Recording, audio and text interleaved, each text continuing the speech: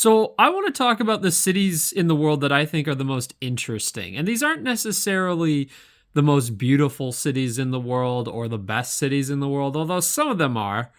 But the ones that I find fascinating for various reasons and that either I've been to or I would like to go to, or in some cases, let me put it this way, in some cases, I would like to go to if circumstances were different. Because some of these cities may have certain specific circumstances that may make them undesirable or even impossible to go to. But if things were different, yes, I'd be interested in going to them.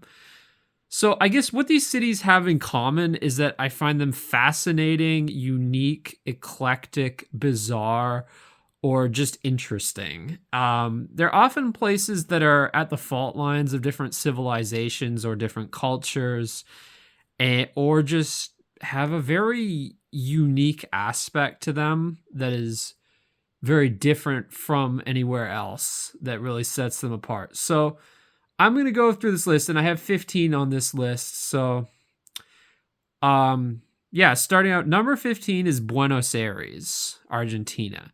Now, what interests me about Buenos Aires is the fact that it's probably the most European large city in South America. Unfortunately, its architecture isn't totally well preserved, but there are still some places where there's still plenty of it there. And it's an interesting architectural style. It's kind of similar to Paris or to certain parts of Madrid, that kind of like 19th century stately sort of Beaux Arts-esque European vibe. And again, atypical for Latin America. It's an architectural style much more associated with Europe. And to my understanding, its population is still majority white, maybe not super majority, but still majority. So it's just kind of interesting to see a more European style central city in Latin America. I think that's what makes Buenos Aires interesting. And yeah, so it's number 15 on my list. Number 14 is St. Petersburg, Russia. Now, again, I have not been to Buenos Aires, by the way. I haven't been to St. Petersburg either.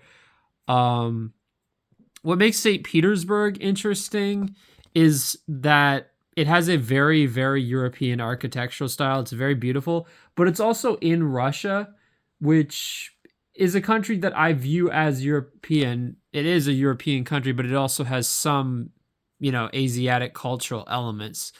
But yet St. Petersburg itself is very European. So as like the most European city in Russia and the most beautiful city in Russia, I find those features make it very interesting, very attractive. And it's definitely a place I'd like to go one day. Hopefully, if diplomatic issues improve, one day, hopefully I will be able to go there because it's a place I would really love to go one day.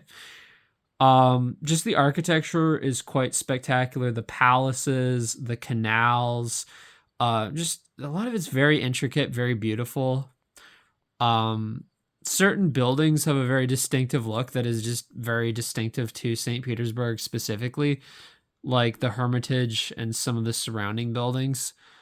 And yeah, I think just the mix of like kind of distinctly Russian architecture with architecture of a more like Central European kind of look. I think it's a very beautiful look. It's a very architecturally beautiful city, and yeah, it's somewhere that greatly interests me for that reason. Like it's kind of like the most European city in Russia, but still Russian, like still distinctly Russian, but with a somewhat more like Central European vibe than other Russian cities. So yeah, number 13 on this list is Palermo, Italy, in Sicily, and this is another one I have not been to. Again, what interests me about Palermo is how I think compared to other Italian cities, it has a bit of a very southern vibe, a very North African by Italian standards vibe. Like when I look at the Palermo Cathedral, it has a very like Moorish inspired appearance to it. And I guess what makes Palermo interesting specifically is that combined with like how I guess you could say in the unironic sense of the word vibrant it is.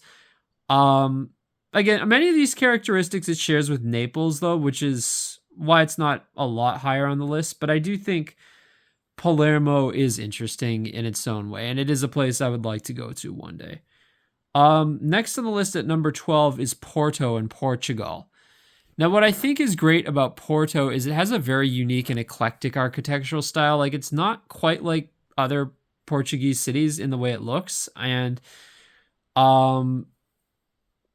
like a lot of these tiled buildings, but the tiles, like there's tiles on the exteriors of buildings. That's a very common thing in Portugal. But I find the way it looks in Porto is different from other Portuguese cities. Like the color scheme, just the overall design. Like it has a very eclectic kind of weird architectural style. I might say it might have the weirdest architectural style of any city in the world with traditional architecture. It's close. A few of the others on this list could compete in that regard. But yeah, Porto, I've been there. I have been to Porto, and yeah, I found it very beautiful, very interesting, and yeah, like it's definitely a place that's worth checking out. Also, the Francesinha sandwich is really delicious. It's unhealthy as hell, but really delicious. So that would be another thing to check out if you ever go there. So number 11 on this list is Barcelona. Now, yes, I've been to Barcelona. What is interesting about it is, again, it has a very eclectic architectural style also. Like, it sort of looks like typical Spanish architecture, but not exactly, because the use of certain wallpaper patterns on the exteriors of buildings. I guess you'd call it wallpaper. I don't know. Is it called wallpaper when it's on the exterior also? I'm not sure. But yeah, like buildings, they have a lot of interesting patterns on the outside. An interesting color scheme. Like it's a very like beige, yellow, brown kind of color scheme, which is a bit different from most Spanish cities. It's a very sexy architectural style. Like there is a reason why Barcelona is so popular among tourists. Like, to be honest, though, Gaudi's buildings aren't the highlight of the city for me. Like, they're okay. He gets a bit too weird sometimes. I have mixed feelings about him, but I will say I think the highlight of the city is actually the oldest part of the city, which isn't really where the Gaudi buildings are. Like, the Gaudi buildings are more in like the 19th century parts of the city, which tend to be in a grid pattern. But the oldest part of the city, I think it's called like Ciutat Bella or whatever in Catalan. It's more of a organic street pattern, not a grid street pattern. It's like kind of like narrow medieval alleyways, things like that.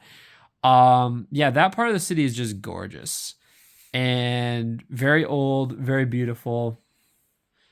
Yeah, definitely quite an interesting place from an architectural perspective.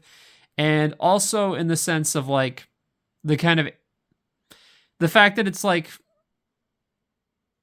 there's like this sort of ambiguity of like whether it's Spanish or Catalan, because it's I can't really tell the languages apart that easily, but it is kind of interesting, like that aspect of it. And thankfully, unlike some places with these linguistic fault lines, there's not a lot of like political violence there. There might be some like protests and stuff, but there's not a lot of like overt violence to the point where it's like people are getting killed or seriously injured. So it's like, I guess that's an interesting aspect of Barcelona also. Number 10 on the list is Lisbon in Portugal. Yes, I've been to Lisbon, and yeah, it also has a very unique architectural style, a lot of Portuguese tiles, an interesting color scheme. It's almost like some places in the Caribbean or tropical regions, like the type of color scheme there, which is interesting for a European city. And it is more tropical. Like it's not really tropical per se, but it's definitely like warmer in the winter than most parts of Europe, even compared to most parts of Southern Europe. So yeah, it does have that vibe a little bit, but it's still European. So I think that's what gives Lisbon an interesting vibe.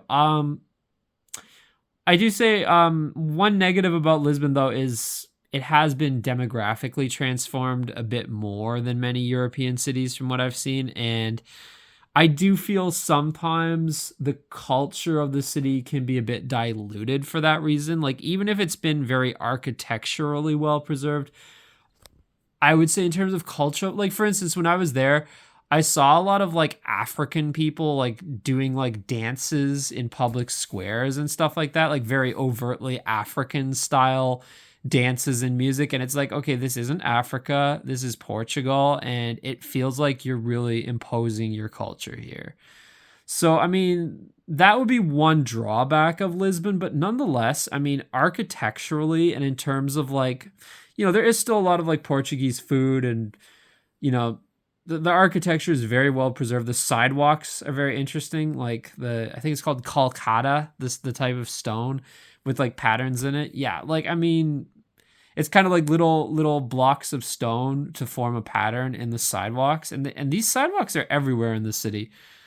So yeah, I mean, it is a very interesting city. It is a very beautiful city architecturally. Like some of the architecture is a bit dilapidated, but still well preserved overall. Like honestly, I still think a dilapidated historic building is more beautiful than a modernist building in pristine condition, frankly.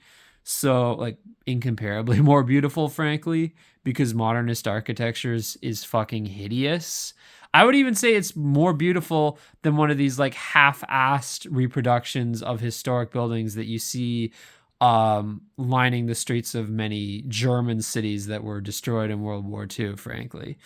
Um, yeah, but nonetheless, I mean, yeah, some of the architecture is kind of dilapidated there, but not all of it is, thankfully. But yeah, it is a very beautiful and interesting city, quite unique.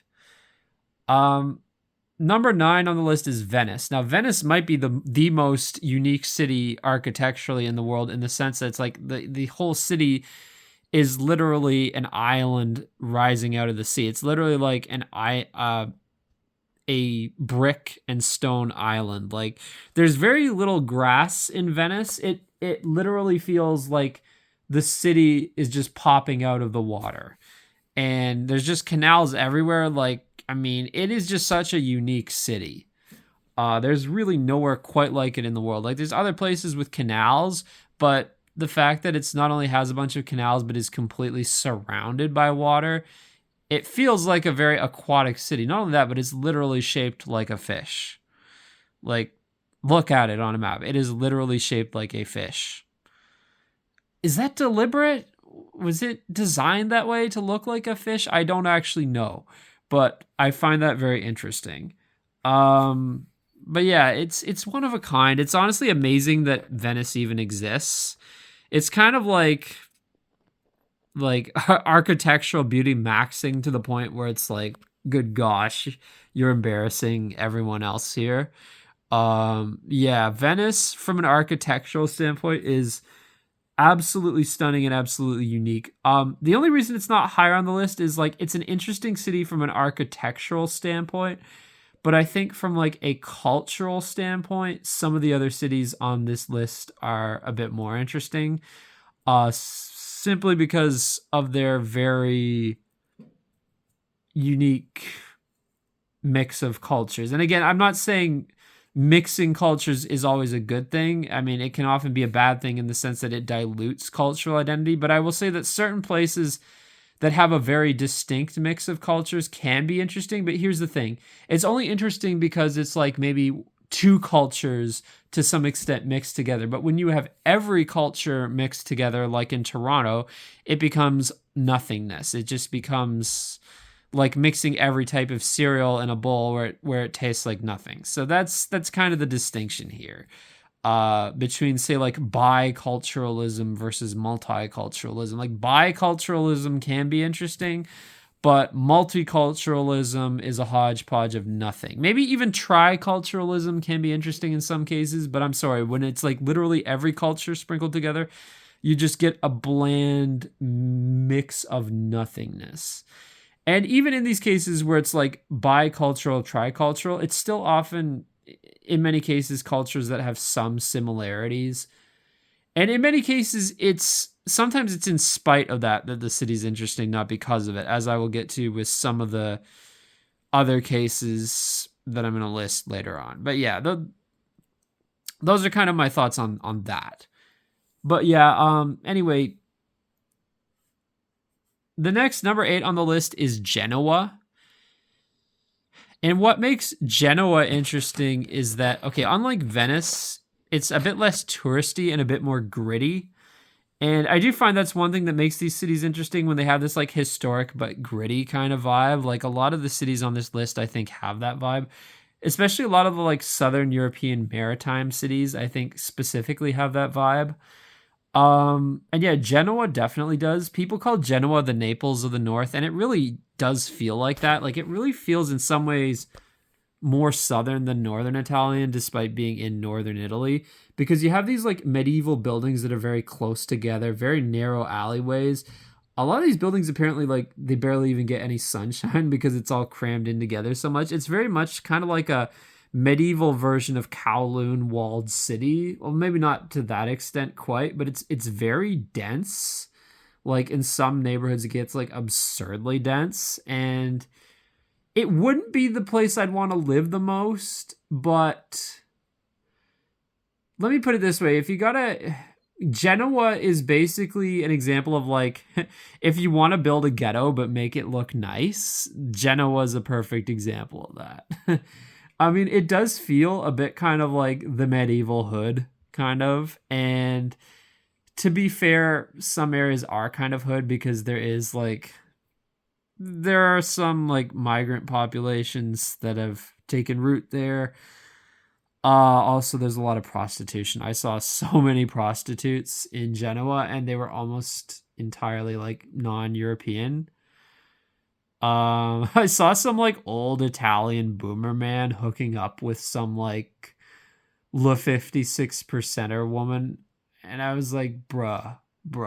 And she was like, you know,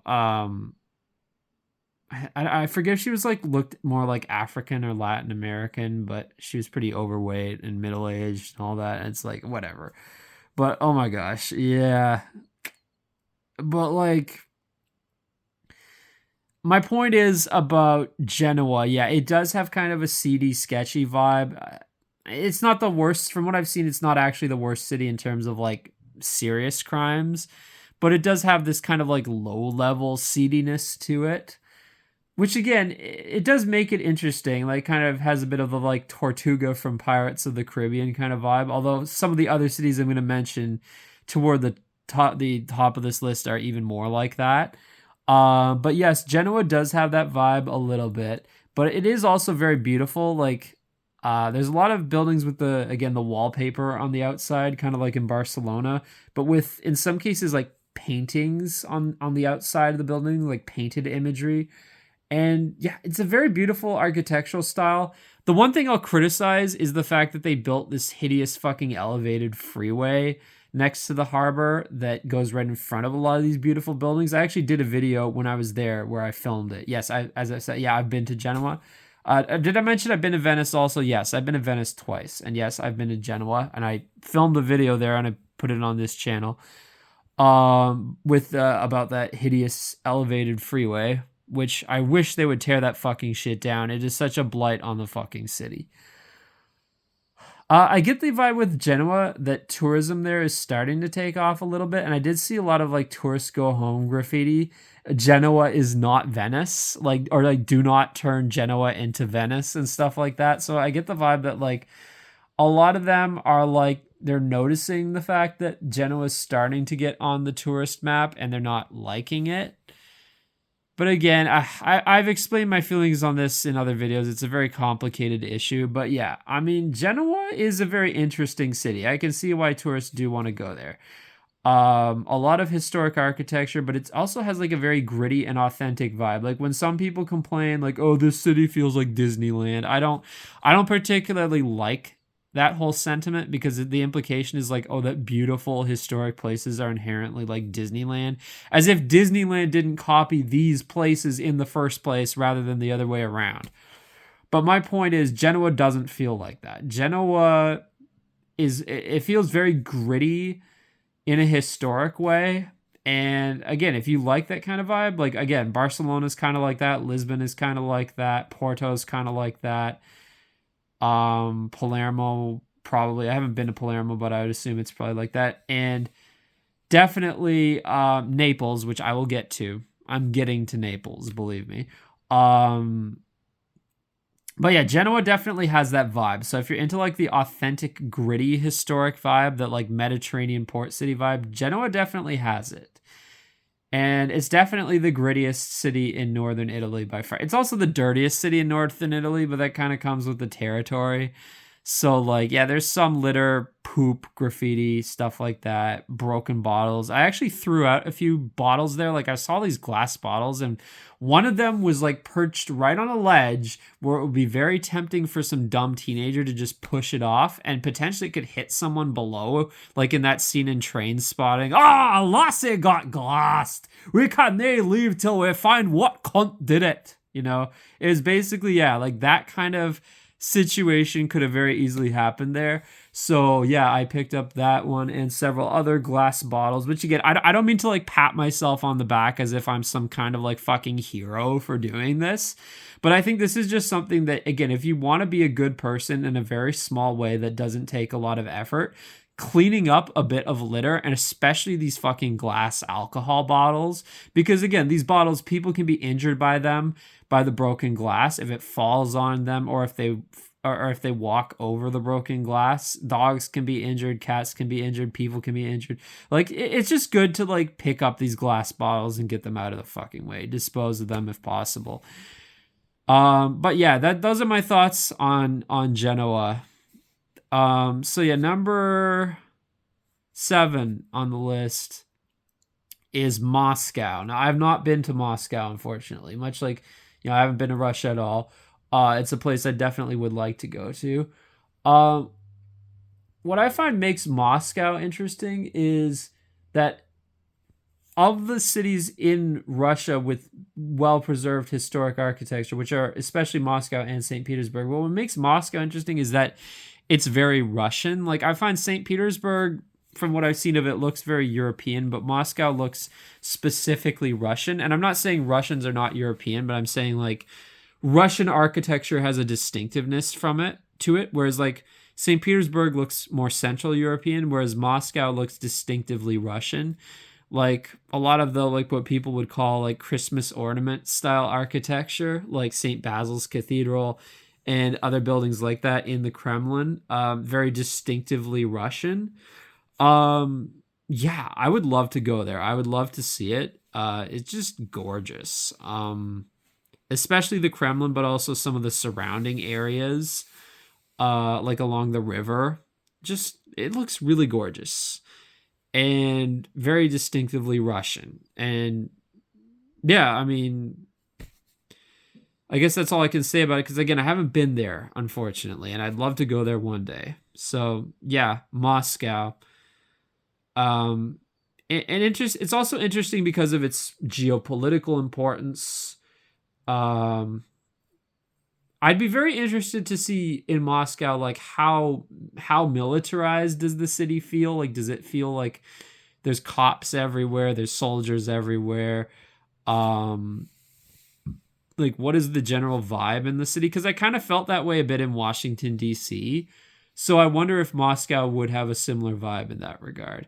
That can be a bit of a drawback sometimes though, because when I go to cities, I like to really explore them, like go onto the back streets and stuff like that. And sometimes in Washington, D.C., it felt a bit restrictive in that regard because they would cordon off areas a lot, or there would just be so many police. So I don't know. Would Moscow be like that? Maybe. I hope not too much, but yeah. Like in Washington D.C., for instance, like around the White House, it would be like that. Like they would really like arbitrarily like start cordoning off like a bigger and bigger area around the White House as the day went on. And yeah, I don't know, is Moscow like that a lot too? Maybe, but nonetheless, very beautiful architecture. Definitely a place I'd love to go one day. So number 6 on the list is Jerusalem, and I think I have not been to Jerusalem either. And that this of all the cities in the list is a good chance I will never go there because I don't want to give the Israeli regime my money. But nonetheless, I will concede it's very interesting from a historic perspective. I mean, its role in the three major Abrahamic religions, its